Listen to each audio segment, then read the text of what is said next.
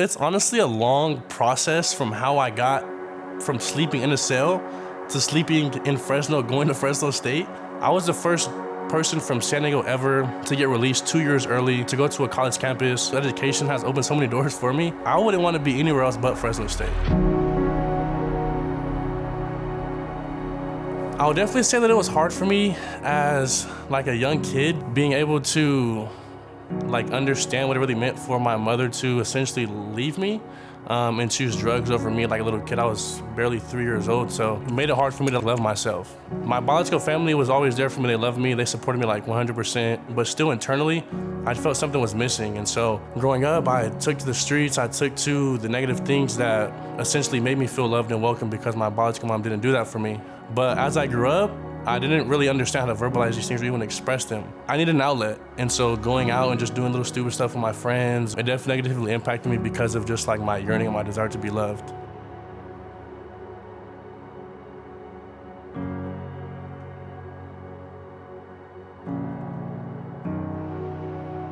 Leading up to my incarceration and turning myself in, it was one of those moments for me that you kind of see in movies. And it just feels like you're just placed into a black room, everything is spinning, and you kind of just lose sense of time, reality, and everything that's going on. And so for me, as I went down, I got a phone call, it said, you need to come turn yourself in. And for me, my thought process behind that was, everything was an accident, you know? So I'm gonna go turn myself in, ask my lawyer, and just go from there. But as I went in, my sense of identity was stripped.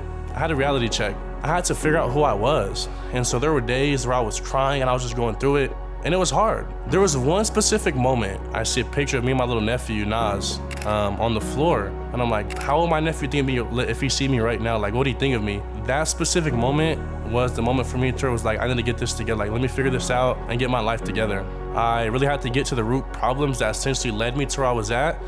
And a lot of it was just the mental health. And people are like, oh, you may be a guy, and it's like the masculinity thing, but like, I don't care about that. Like, I'm gonna just be me. Like, if I'm hurt, I'm hurt. If I'm sad, I'm sad. If I'm gonna cry, I'm gonna cry. If I'm happy, like, let's do it, you know?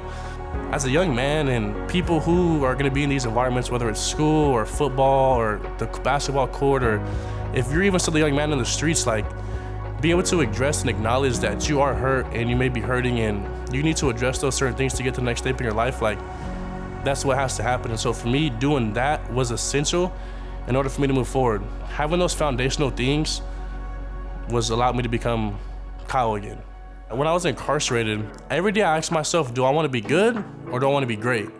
I ended up applying to so many schools, a bunch of CSUs, UCs, and there was something about being in Fresno that it felt comfortable. Everything else kind of just felt like a tourist place, but being at Fresno State, it felt like I belonged here. I had connected with some people from Fresno State with Project Rebound. They showed up to court for me, and they supported me a lot. They released me 2 years early from the juvenile prison because, one, I got accepted to Fresno State, two, because I had housing at Fresno State, and three, because it was just out of my environment, and so it was just a good place for me to be. I go to court, they say you're gonna get released August 12th, but you're gonna go straight from the juvenile prison to the airport to Fresno. So I literally woke up that morning at 6 o'clock in the cell, packed all of my stuff up. I went to booking, took me straight to the airport. I couldn't see my family. I couldn't say goodbye to anybody. I had no friends, no family. I knew no one in Fresno at all. Got on a flight.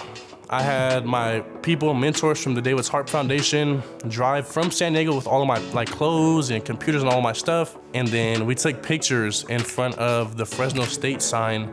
And then we walked around campus, and I had to really like soak it all in. It didn't really feel real being released after being incarcerated for so long. I've just been so loved and embraced here. And like I said, just growing up, like that's all I wanted, you know? My release date originally was supposed to be August 2027. And thinking about it now, my graduation date from college will be May 2027. And so being able to just like see that come to life, like that's a dream right there, you know?